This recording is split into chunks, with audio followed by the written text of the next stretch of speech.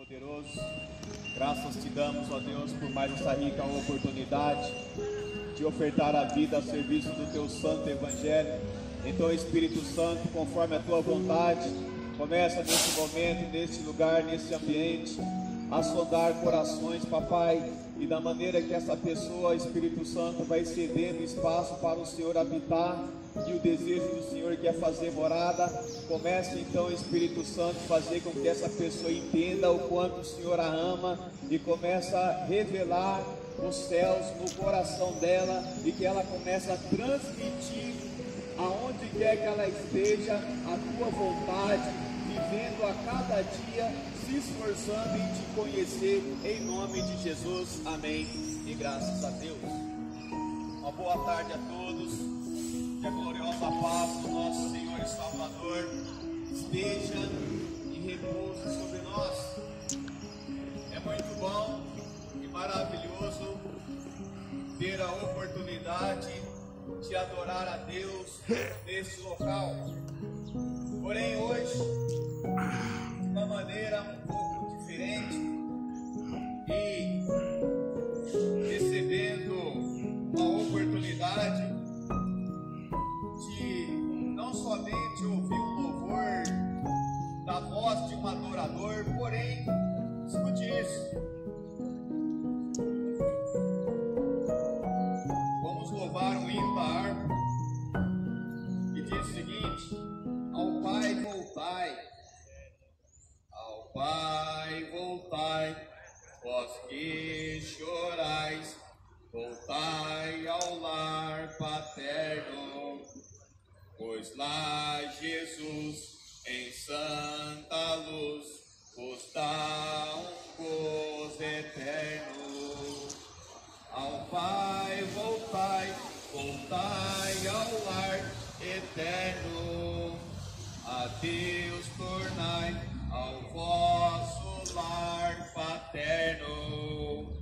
O Pai está ansioso lá, pois quer vos ver a salvo. Tereis então a salvação, se Cristo for o alvo. Ao Pai voltai, voltai ao lar eterno, a Deus tornai ao vosso lar paterno. O mal deixai e regressai para o lar do Pai glorioso. Então assim sereis assim para sempre muito ditoso. Ao Pai voltai, voltai ao lar eterno, a Deus tornai o vosso lar paterno. Assim, meu Deus e meu Pai, nós vamos louvando e te adorando nesta tarde tão maravilhosa que o Senhor tem nos permitido. Não recusei, mas escolhei a Cristo velho trilho, voltar ao lar, pra lá morar, com Deus e com seu Filho. Ao Pai voltai, voltar ao lar eterno, a Deus tornar ao vosso Pai paterno. É isso que Deus a cada dia quer que nós desejamos.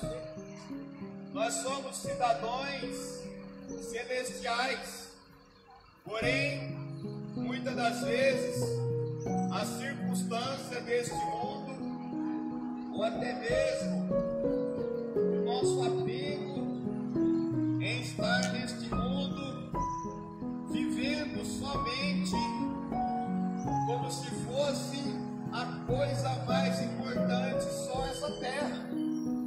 Porém, meu irmão, minha irmã, a vontade de Deus é que nós estejamos nesse mundo, mas que nós não pertencemos a Ele. A vontade do Espírito Santo é em introduzir na nossa mente, no nosso subconsciente, a vontade do Pai. E a vontade do Pai para o ser humano é levar para as mansões celestiais. Porque foi isso que Jesus disse: eu vou para o Pai, porém vou preparar moradas, para quando eu voltar, vocês possam adentrar junto comigo. Então o Espírito Santo está na terra constantemente, fazendo a tarefa de nos convencer do nosso mal. Porém, não aceitar o Espírito Santo, não aceitar a palavra de Deus, é fechar a porta dos céus. Porém, nesta tarde, escute isso, essa reflexão que Deus tem para nós. Está aqui o seguinte, na parábola de Lázaro e o rico. Porém, eu não vou adentrar dentro de toda essa mensagem. Vou pegar um pedacinho dela para nós mastigar, e depois você lê mais na tua casa, que muito mais o Espírito Santo tem para falar contigo. Mas veja bem, Lucas 16, no versículo 19, diz o seguinte: ora, havia um homem rico, e vestia-se de púrpura e de linho finíssimo, e vivia todos os dias regalada esplendidamente. Havia também um certo mendigo chamado Lázaro, que jazia cheio de chagas à porta daquele, e desejava alimentar-se com as migalhas que caíam da mesa do rico. E os próprios cães vinham lamber as chagas. Então, o rico, aqui nós não temos o nome dele, porém, este mendigo, ele tinha um nome, pelo qual o próprio Jesus, nessa parábola, ele faz questão de falar o nome dele, e o nome dele é Lázaro. Então veja bem, o rico, bem sucedido nessa sociedade, com todo o poder aquisitivo e financeiro, para ter as suas feridas curadas através de bons médicos, através de uma boa refeição, através de tudo aquilo que na terra tem.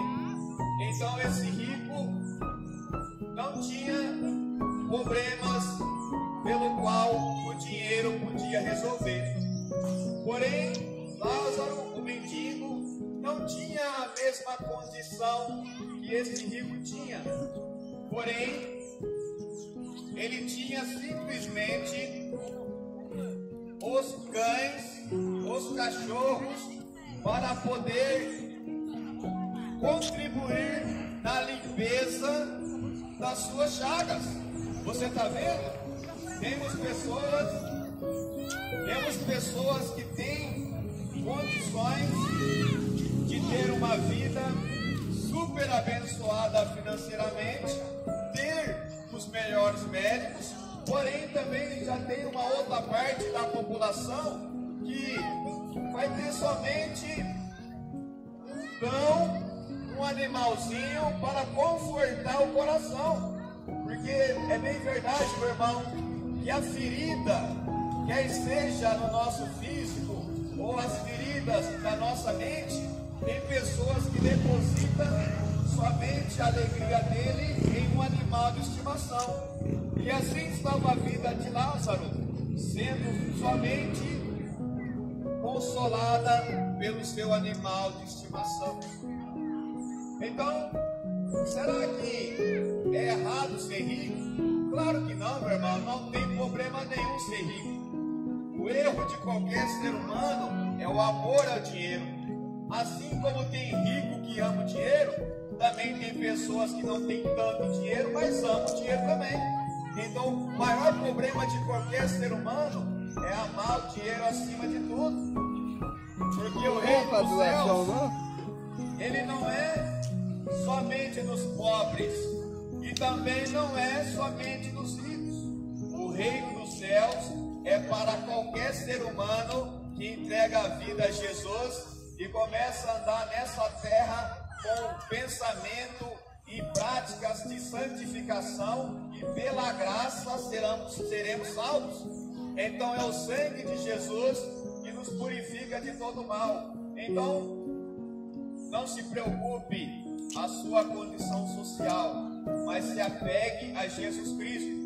Ele é a senha para entrar no reino dos céus, porque ele diz que eu vou para o Pai, eu não pertenço a esse mundo. Então, se você quer andar com Jesus nesse mundo, saiba que o seu e o meu comportamento não pode ser o comportamento mundano, porque sem santificação ninguém verá Deus.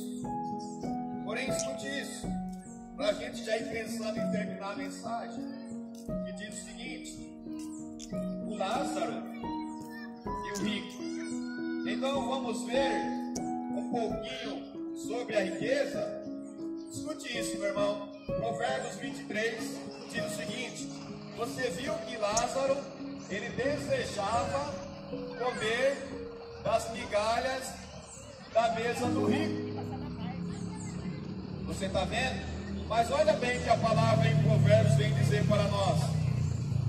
Provérbios 23, no 3, vai dizer o seguinte: não cobices os manjares gostosos, porque são pão da mentira. Então, cobiçar o que a outra pessoa tem não é muito legal. Escute isso no 6. Não comas o pão daquele que tem os olhos malignos, nem cobice os seus manjares. Nós sabemos que não é todo rico que tem o olho maligno, assim como também não é todo pobre, de acordo com o que a sociedade coloca aí de regras de quem é pobre, de quem é miserável, que também tem os olhos malignos. Porque o olho maligno tanto é do rico como também do pobre. Porque isso é questão de caráter, é questão de espírito. Que tipo de espírito está habitando dentro dessa pessoa? Se for o Espírito de Deus, essa pessoa não vai ter um olhar maligno, porque espírito não respeita saldo de conta. Ele entra tanto dentro de uma pessoa que hoje está passando por uma fase difícil financeira, quanto naquele que está numa fase de esbanjar, porque o que ele quer é a alma da pessoa. A coisa mais importante na face da terra é a alma do ser humano. Porém, muitos têm se vendido e têm tornado o corpo em uma casa de espíritos que não é o Espírito Santo. Então, eu e você precisamos tomar cuidado quando nós observamos uma pessoa que é bem sucedida e começamos a dizer assim: eu queria ter um carro igual esse, eu queria ter uma moto igual aquela, eu queria ter uma mansão igual aquela outra, olha a vida daquele outro, eu trabalho e nada tem. Meu irmão, tem muita pessoa que é bem sucedida assim, mas é preço de sangue, é destruindo almas, é fazendo com que as pessoas se tornem viciadas, é fazendo com que as pessoas se tornem dependentes de prisões que muitas vezes a ciência não consegue ajudar a resgatar essa pessoa dessa prisão. Então muitos têm acreditado somente na ciência. Eu e você devemos acreditar na ciência, porém a nossa esperança e socorro bem presente continua sendo Jesus Cristo. Então, cuidado com a cobiça, cuidado em ficar olhando para que os outros têm. Uma coisa eu sei, se eu e você olhar somente para Jesus, para nós finalizarmos a mensagem. Mateus, do 15, no versículo 21, vai dizer aqui da mulher cananeia. Ela também teve uma cobiça, meu irmão, mas olha a diferença da cobiça que ela veio ter e qual foi a consequência na vida dela. No 21, vai dizer para nós o seguinte: e partindo Jesus dali, foi para as partes de Tiro e Sidom, eis que uma mulher cananeia, que saíra daqueles cercaninhas, clamou dizendo: Senhor, filho de Davi, tem misericórdia de mim, que minha filha está miseravelmente endemoniada. Mas ele não lhe respondeu palavra. E os discípulos, chegando ao pé dele, rogaram-lhe, dizendo: despede-a, vem gritando atrás de nós. E ele, respondendo, disse: eu não fui enviado senão as ovelhas perdidas de Israel. Você está vendo?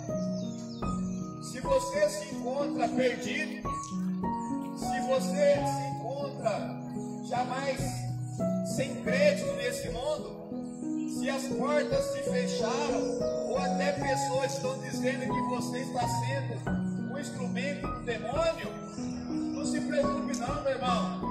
Se você e eu olhar para Jesus Cristo, você vai ver o que Ele vai fazer na minha e na sua vida, a partir do momento que eu e você começar a dar crédito para a vontade de Deus.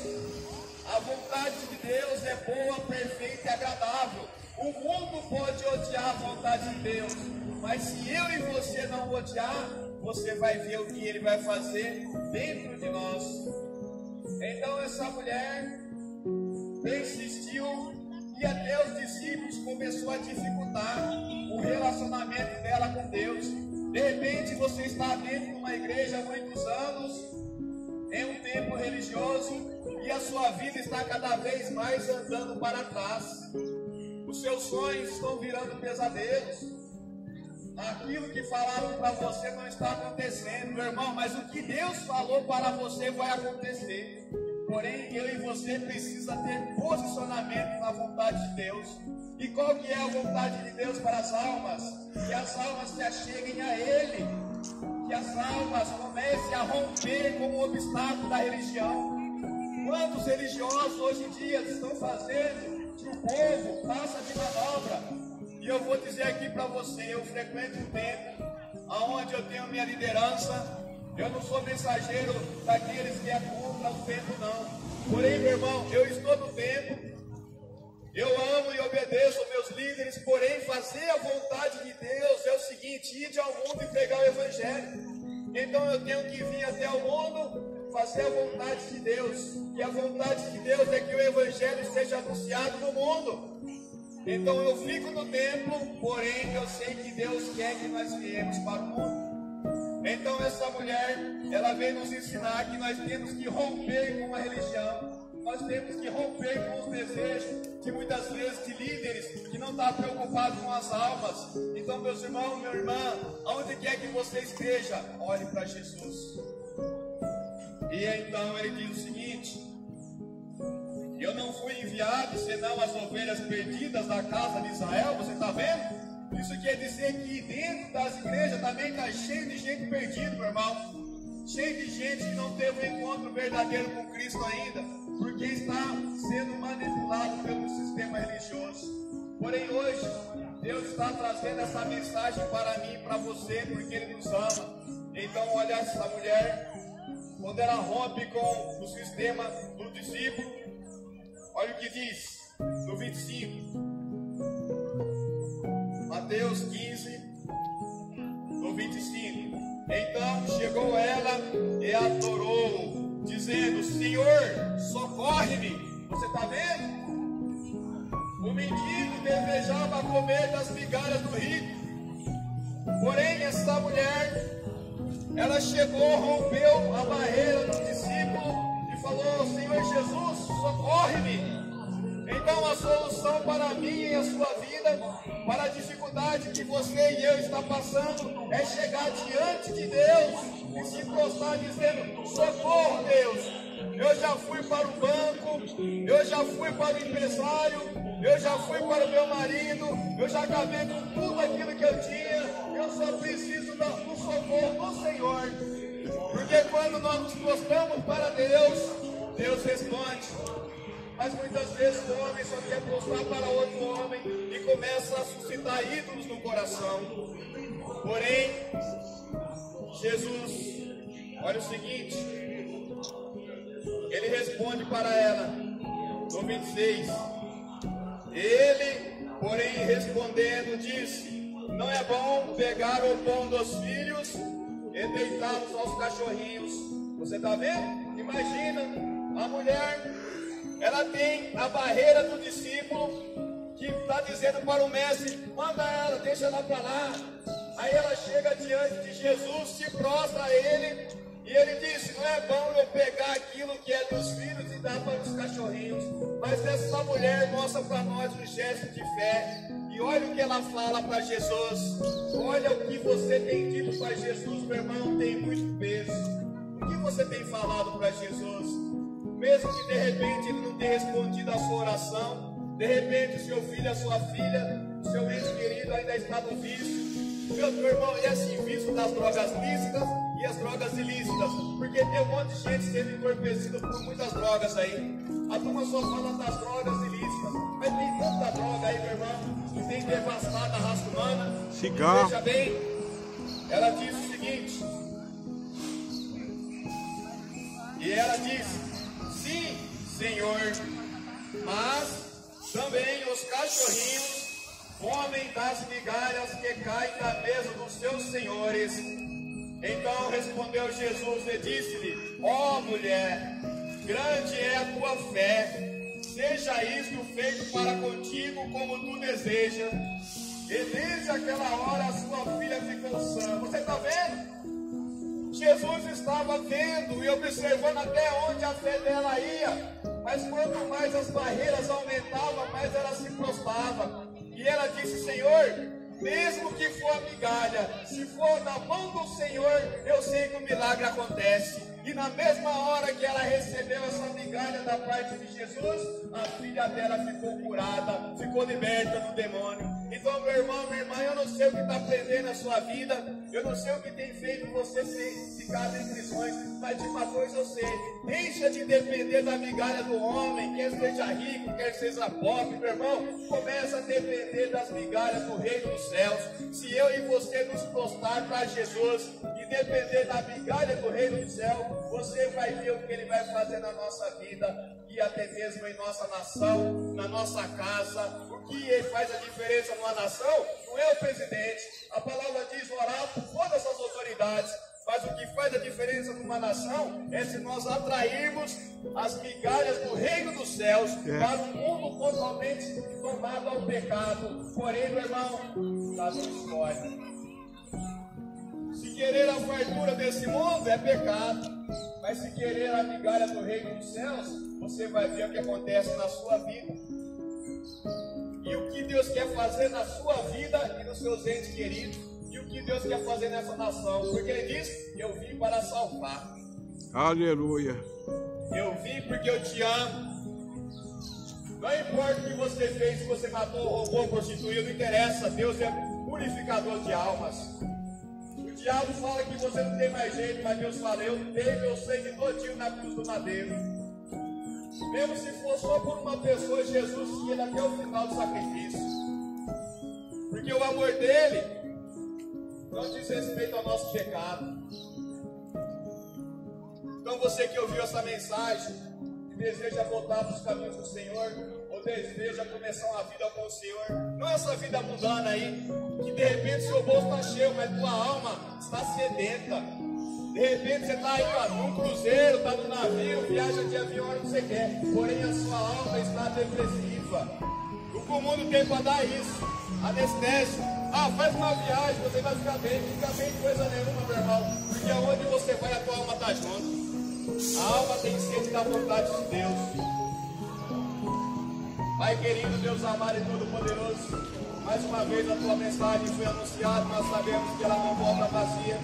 Então, Pai, conforme a tua vontade e conforme a liberdade que essa pessoa vai dar para o Senhor trabalhar no coração dela, faça a tua vontade, meu Pai. Mas assim como diz a tua palavra, também muitas coisas vai ser feitas conforme a fé dessa pessoa. Então, Pai, venha edificar e fortalecer a nossa fé, para que nós venhamos ter opções e tomada de decisões que agradem a Ti. Em nome de Jesus, amém. E graças a Deus.